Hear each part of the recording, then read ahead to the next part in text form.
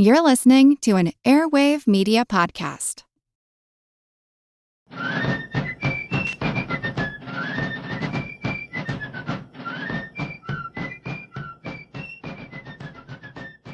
Hello, and thank you for joining The American Revolution. This week, episode 368, the first census and midterm elections. The new U.S. Congress required that, quote, the actual enumeration shall be made within 3 years after the first meeting of the Congress of the United States and within every subsequent term of 10 years in such manner as they shall by law direct. The primary purpose of the census was to determine how many representatives each state would get. The Constitution had set the original numbers for each state based on their best guess, but a count was needed so that a proper distribution of representatives could take place. The Articles of Confederation had called for earlier census counts, but those never got done. Plans for a census began almost immediately after the first Congress met. The House formed a committee in May 1789 to begin work on a plan. In January of 1790, shortly after the second session of Congress began, members in the Committee of the Whole began working on a law that would direct how the census would be conducted. Different members had different ideas about what should be included. James Madison, for example, pushed for questions beyond a person's name, particularly what their occupation was. Madison viewed this as critical information for the legislature. By mid-February, the House voted favorably on a bill that it sent to the Senate. The Senate removed this requirement, considering it a waste of time and money to track more information than was necessary. The House ended up approving the Senate changes and sent the final bill to President Washington, who signed it into law on February 25th. Now, the final bill delivered to Washington did not even require the names of everybody that was being counted. Instead, only the name of the head of household would be recorded, along with the number of people living in that household. Now, the numbers were broken down into 5 categories: the number of free white males 16 and older, free white males under 16, the total number of free white females, and all other free persons and slaves. The point of dividing males by age was so that the government would have information about adults who could become soldiers or who were in the workforce. That information was not deemed necessary for females.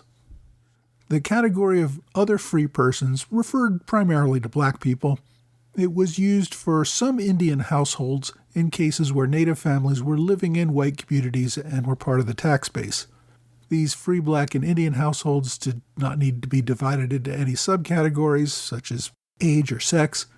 Slaves, of course, were counted separately from free blacks because each slave was only going to be counted as 3/5 of a person for purposes of determining populations for representatives. There was no government agency in charge of the census. Instead, Congress gave the responsibility for obtaining the numbers to the U.S. Marshals. Congress had appointed a U.S. Marshal in each state. Each Marshal was authorized to appoint assistants to canvass their districts. Once complete, the assistants had to post copies of their work in 2 public places so that members of the public could inspect them and make corrections. The assistants had 9 months to complete their work. Then they submitted their reports to the U.S. Marshal, who had another 4 months to verify the work. The Marshals would then submit the final count to the U.S. District Court, which forwarded along to the Secretary of State. Now, officials were concerned that the people might resist the census on religious grounds. There's an Old Testament story of God bringing a plague on Israel for counting the people of Israel, and that might incline some people to believe taking a census was a sin. See 2 Samuel or 1 Chronicles for the biblical references. There was also the secular concern that a census might be the first step toward implementing a tax based on population. Now, the fears that the public would not cooperate proved largely unfounded. The marshals and their assistants did their work promptly, knowing that they would be subject to fines if they missed any of the deadlines set by Congress. Now, South Carolina did have to request an extension after one of the assistants fled to Spanish-controlled Florida and took all of his documents with him. This required his district to be redone by someone else. While the count was ongoing, a few changes were necessary. The authorizing legislature scheduled the census to begin in August 1790. Before that date, Rhode Island ratified the Constitution, requiring that Congress to make changes to include that state in the count. Just as the census was wrapping up in early 1791, Vermont also became a state in March of that year, forcing its inclusion. The new state's count began in April 1791 and had to be done within 5 months. Total cost of the census was around $26,000, which was a pretty substantial amount for the relatively small federal budget. Around 650 people were hired to complete the count. Before the census, leaders weren't really sure of the total population size. In December of 1790, President Washington estimated that the count would be over 5 million people. The final result reported about 3.9 million Americans. Now, the details were far from uniform. Each census taker had used his own pen and paper, meaning there was no uniform size or form to show the results. Some had divided up the population by county, others did so by towns. Despite any irregularities, the census finally gave the government some definitive numbers to reapportion Congress based on population. The census, however, was not completed in time for the midterm elections that were being held in 1790. Each state delegation would remain the same size as it had been in the first Congress, and those sizes, as I said, had simply been set by the delegates at the Constitutional Convention based on their best guess. During the Second Congress, the size of the House did grow from its original 65 to 69, but that was only because of the admission of 2 more states, Vermont and Kentucky, who had initially received 2 House members each. The results of the census were ready for the 1792 elections. The size of the House at that point increased to 105 members, which is an increase of 36 members. Virginia's delegation nearly doubled, going from 10 to 19. Similarly, Massachusetts went from 8 to 14. Pennsylvania went from 8 to 13. Only one state lost members. That was Georgia. The state fell from 2 House members to just 1. The first census found that New York City was the largest city in the U.S., with a population of 33,000. Now, this is a little misleading, because although Philadelphia was the second largest at 29,000, 6th place on that list was Northern Liberties with a population of 10,000. Northern Liberties is the area just north of Philadelphia's city limits at the time. Another town, Southwark, was the area just south of Philadelphia's city limits at the time, and it had a population of nearly 6,000, meaning that the greater Philadelphia area had well over 45,000 people, much larger than New York City. Boston came in 3rd with 18,000, Charleston was 4th with 16,000, and Baltimore rounded out the top 5 with nearly 14,000. No other city in the country exceeded 10,000 people. Just before the 1790 census took place, the city of Philadelphia did shrink by one important number. On April 17, 1790, Benjamin Franklin died. The 84-year-old scientist, inventor, diplomat, and political leader had been ill for several years. He had his last major public appearance at the Constitutional Convention nearly 3 years earlier. Even at that time, his ability to speak or walk had been greatly diminished. The newspaper that he had founded, the Pennsylvania Gazette, said, quote, "The world has been so long in possession of such extraordinary proofs of the singular abilities and virtues of this friend of mankind, that it is impossible for a newspaper to increase his fame or to convey his name to a part of the civilized globe where it is not already known and admired." The city held a public funeral for Franklin 5 days after his death. An estimated 20,000 people turned out for the event. The provost of the University of the State of Pennsylvania, William Smith, who had long found himself in political opposition to Franklin, gave Franklin's eulogy at Christ Church. Franklin had also played a major role in founding Philadelphia College, where he had been a trustee. And a year following Franklin's death, the 2 schools would merge to form the University of Pennsylvania. Franklin was laid to rest in Christ Church burial ground, next to the grave of his wife, Deborah. Now, the funeral was perhaps the largest ever seen in America. but there were many notables who were missing from it. In a time when travel was slow and difficult, it was not the norm for people to travel from other cities to attend funerals. President Washington remained in New York, as did the members of Congress.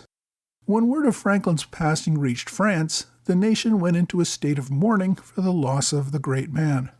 In America, newspapers across the country mourned his loss, but the government reaction in New York was a little more mixed. In the House of Representatives, James Madison asked members to wear symbols of mourning for 1 month, which was agreed. The Senate, however, refused. Vice President Adams had been a longtime foe of Franklin, and he was not a man who was given to sentimentality. The Senate refused to engage in any official acts of mourning and even refused to respond to the tributes sent to Congress by France. Personally, the only recorded comment by Adams at the time was in a letter to Benjamin Rush, where he complained that Franklin and Washington would get too much of the credit for winning the Revolution. Secretary of State Thomas Jefferson had gone to Philadelphia a month before Franklin's death and had paid him a visit at that time. After his death, Jefferson, who was back in New York by that time, gave a public eulogy where he recounted his arrival in France during the war. When he came, the French people asked Jefferson if he was there to replace Franklin.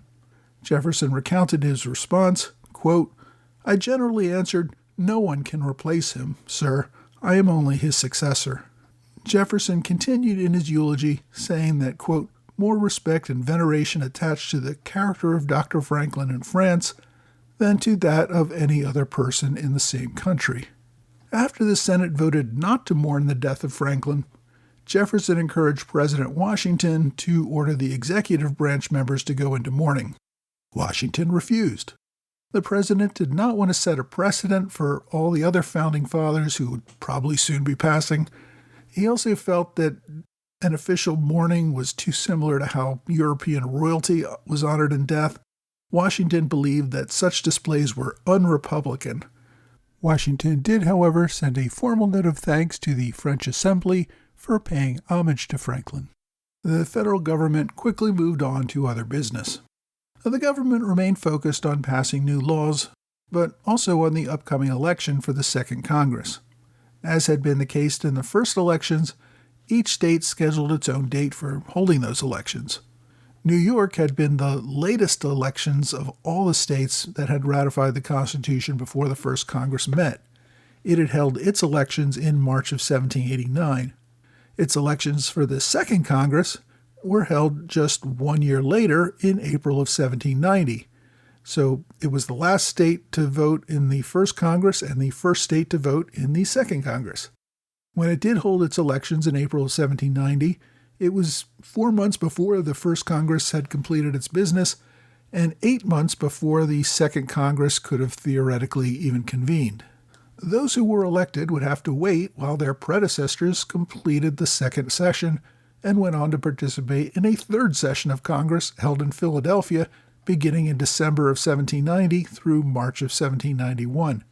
In fact, the Second Congress didn't begin its regular session until October of 1791, meaning that New York's elected representatives had to wait a full year and a half before taking their seats.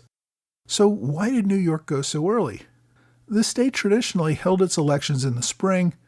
If they had waited until the following year, the members would not have been elected in time to take their seats at the beginning of the Second Congress if Congress had chosen to meet on March 4th, the first possible day that they could meet.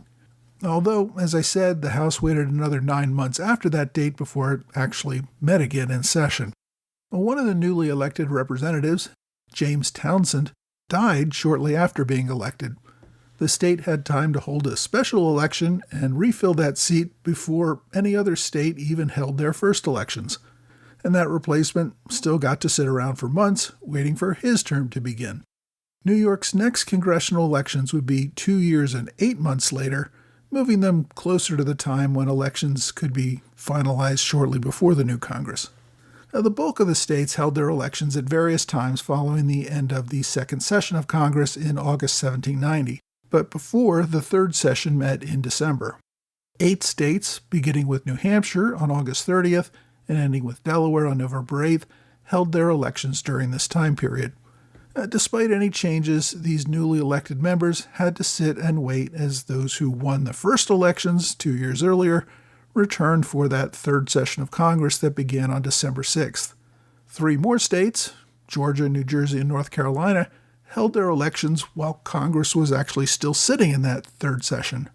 Although the Second Congress could have met as early as March 1791, Pennsylvania did not hold its elections until 7 months later in October. There was a great deal of political fighting over the elections in Pennsylvania. The state had elected its delegates statewide in the first elections. Reformers were able to put in place voting districts for these second elections, and only 4 of the state's 8 representatives returned for a second term in office. Now, while Pennsylvania's change was on the high side, more than a third of the incumbents nationwide did not return for a second term. In Maryland, only 1 of 6 representatives was reelected.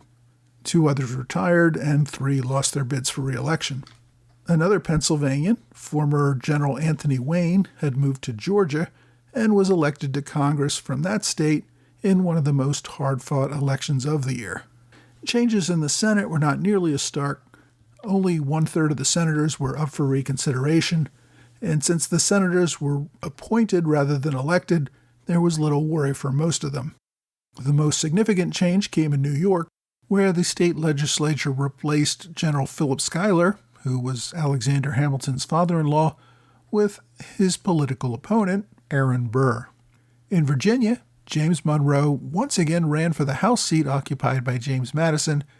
As you remember, in the first election, Monroe was actually the favorite to win that one. This time it wasn't even close. Madison received nearly 98% of the vote. Monroe, however, received an appointment to the Senate following the death of Virginia Senator William Grayson. When Congress completed its second session in August of 1790, it had already decided that that would be the end of its stay in New York. The Grand Compromise, in which members agreed to move the permanent capital to the banks of the Potomac, also agreed for an immediate move back to Philadelphia. When the senators and representatives completed their session, they agreed to meet for that third session in Philadelphia beginning in December. The Congressional session ended on August 12, 1790. The members packed up and left New York City for the final time. George Washington, who had just moved to a larger house in New York a few months earlier, spent several more weeks in the city. He packed up his household during the last 2 weeks of August and left for home before the end of the month. He traveled with Martha, his 2 grandchildren, various aides, and the slaves who had attended him in the city. His return home to Mount Vernon marked the first time since he had come to New York to be sworn in as president. This would also mark the last time George Washington would ever see New York City. Washington had suffered through 2 life-threatening illnesses during his stay in New York. He had also flirted with the idea of resigning his presidency and returning to retirement. Washington believed he had gotten the new government off to a good start and was not really looking forward to 2 more years of government service. In the end, though, everyone told him that he had to remain in office, so his dream of retirement got pushed back a little further. But Washington was able to enjoy several months back at Mount Vernon during the fall. He also took time to travel up the Potomac River, looking for sites for the new capital. Now, Washington had pretty much decided on the area around Georgetown, but he looked at areas much further upriver in order to unnerve Georgetown landowners and keep their land prices from going too high before agents for the federal government could buy them. By November, Washington was planning to return to Philadelphia to begin that 10-year period where that city would serve as the federal capital. Next week, we will cover Congress's return to Philadelphia and the fight over one of the most controversial issues that would vex the early republic, the establishment of the first bank of the United States.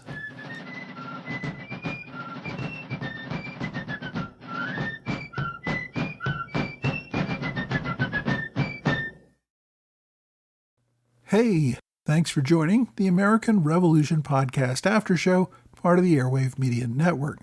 Thanks to my Patreon supporters in the Alexander Hamilton Club, George Davis, Michael Mulhern, and Mitchell Anderson. Thanks also to Robert Morris Circle supporters, Patrick LeBeau, and Anthony McGinnis, and welcome to our newest member of the Robert Morris Circle, Keith Mello. I also want to welcome Gary Guzzi, who joined at the standard bearer level recently.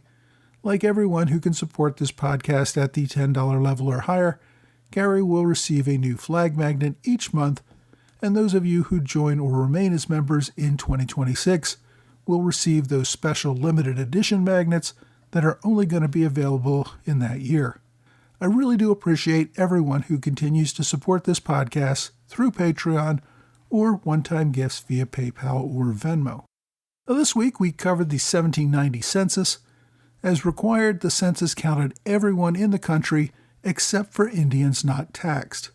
During this period, Indians living on tribal lands were essentially treated as members of a foreign country and therefore could be excluded from the count.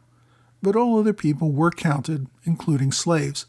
The census began counting Indians on reservations in the 1890 census. Now, as we all know, slaves were famously counted as 3/5 for purposes of representation, but the actual count of the census counts the numbers for all of them, so the population levels are accurate. I also mentioned that only the heads of households had their names recorded. The 1820 census was the first count of ages for people other than free whites. It wasn't until the 1830 census that the government began using standard forms. The 1840 census saw the first addition of other information such as literacy status, category of employment, veteran status, and handicap. The question of citizenship was not consistently taken until 1890.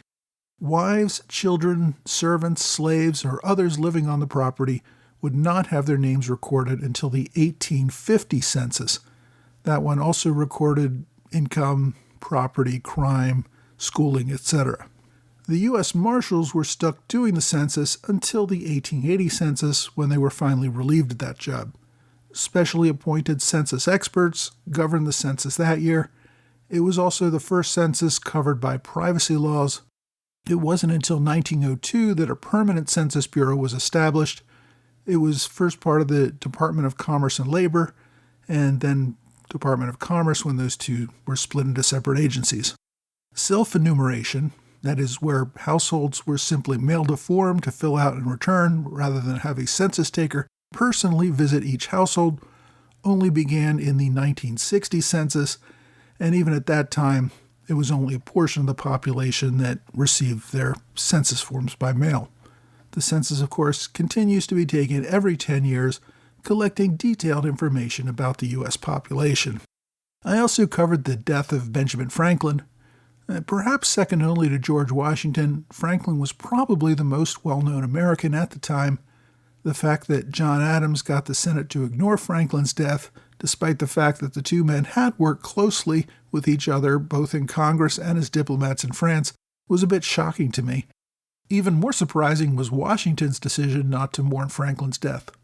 Now, the act of mourning the dead with larger ceremonies was much rarer than in the 19th century, but we've seen other large public funerals for those who died, even at that time. Washington's concern that even a ceremony should avoid looking too much like that of European royalty says some things about his concerns over the government looking too much like monarchy. We also looked at the first midterm elections, which was essential to the peaceful transfer of power. The spread of election dates was nearly a year and a half, which, as I hope I pointed out, really did seem to cause some confusion. As I mentioned in early episodes, a lot of states greatly opposed the idea of letting the federal government set a specific day for elections. Now, while the Constitution gave Congress that power, Congress did not use it for quite some time. Congress first set a national election day in 1845. Congress did create a rule that the presidential electoral votes had to be counted by mid-December, but congressional elections could still be held whenever. Even when they passed the 1845 law, that only required voting for the president on that date. Most states decided to hold congressional elections at the same time, but this didn't become mandatory until 1872, nearly 100 years after the Constitution. The decision to hold a third session after most states had held their elections would also become controversial, as it essentially allowed members of Congress who had been voted out of office to continue making laws that perhaps the voting public would oppose. Even so, this has remained something that has remained a part of politics ever since. I didn't go through everyone who had been reelected or defeated, but there is one person I did want to mention. Senator William McClay was sent home after just 2 years in the Senate. He was one of the most anti-federalist senators and was highly critical of President Washington.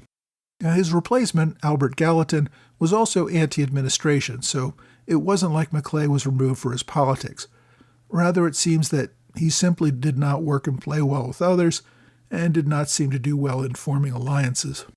Now, the reason I mentioned McClay was that his notes on the U.S. Senate during those first 2 years were some of the best records that we have from what the Senate did and debated. The Senate did not allow the public in, so there were no reporters to report on Senate debate, and the official record kept no notes on debate, only the final votes on things. McClay recorded his own departure from the Senate. He mentioned that he lingered on the floor during his last day while collecting his papers. He mentioned that only one other senator, Tristram Dalton of Massachusetts, even bothered to stop by and say goodbye. He wrote that, quote, "As I left the hall, I gave it a look with that kind of satisfaction which a man feels on leaving a place where he has been ill at ease, from fully satisfied that a culprit has served 2 years at a wheelbarrow." Now, it was a common punishment for felons to have to push around a wheelbarrow. That's what McClay was referring to. McClay continued, quote, "Without feeling half the pain and mortification that I experienced in my honorable station." It seems that his fellow senators were happy to see him go, and he was happy to leave. My book recommendation this week is Census, USA Fact-Finding for the American People, 1790 to 1970, by Ann Herbert Scott. Chapter 2 of this book deals with the 1790 census in some detail and the way Congress went about setting it up. It then goes on to how the census evolved over time. The book itself is more than 50 years old, so if you're looking at something that gets into more current census changes, this may not be what you want. But I thought it was interesting because, unlike a lot of census books, it really does give a thorough look at the first census. There is a borrow-only copy available on archive.org if you just want to take a look at it. That title again is Census USA, Fact-Finding for the American People, 1790 to 1970 by Ann Herbert Scott. I had originally planned for my online recommendation to include some historical pages from the census.gov website, but just before I was about to release this episode, all the pages went down and were unavailable, and then they were back and down again. I'm not sure if this was related to the government shutdown or simply a decision to remove those pages for other reasons or whatever problems they're having. I've kept those links to those pages in hopes that this outage is just temporary, and you can view those links at the bottom of my blog entry for this episode. But I went ahead and changed my recommendation to an article on the Mount Vernon website that discusses the 1790 census in detail, and of course there's direct links to that on my blog and website. My question this week comes from Kevin McCabe, who asks, the term 13 colonies describes those British North American colonies that declared themselves independent states in 1776. Was 13 colonies mentioned any time before or around the Revolution? Britain had numerous colonies in North America. Well, Kevin, the use of the term 13 colonies was never really a thing. The 13 were only identified after they had declared independence. At that point, they were 13 states, not colonies. British officials, of course, still referred to them as colonies, but they usually just used the term the colonies in rebellion. Delaware was never an independent colony. It was part of Maryland at first, and then was part of Pennsylvania for most of its life. It had its own legislature, but it did not have its own colonial governor. Other colonies, of course, changed over time. Plymouth was a separate colony from Massachusetts, but eventually they were combined. At one point, London tried to merge all of New England into a single colony, but that didn't work either. So the number of colonies did shift over time. Canada had about 4 colonies at this point in what is today Canada. These include Newfoundland, St. John's Island, which later became known as Prince Edward Island, Nova Scotia, and Quebec. There was also an area called Rupert's Land, which was controlled by the Hudson's Bay Company, but this was not part of any colony and did not have a colonial governor.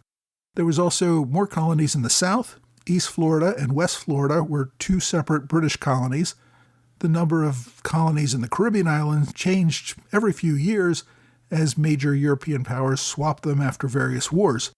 In 1776, you had 6 of them. Jamaica, Barbados, the Leeward Islands, Grenada and Tobago were combined as one colony, St. Vincent, and Dominica. There was also the island colony of Bermuda. So initially, at least, there were only 11 colonies in rebellion. As I said, Delaware was not a colony, and Georgia did not send delegates until several months into the Second Continental Congress. During the first couple of years of war, the number 13 became more popular in America after the 13 colonial delegations signed the Declaration of Independence. If you have a question you'd like me to answer, please reach out to me either via email or on X, Facebook, Quora, or Reddit. Well, that's all for this week. I hope you will join me again next week for another American Revolution podcast.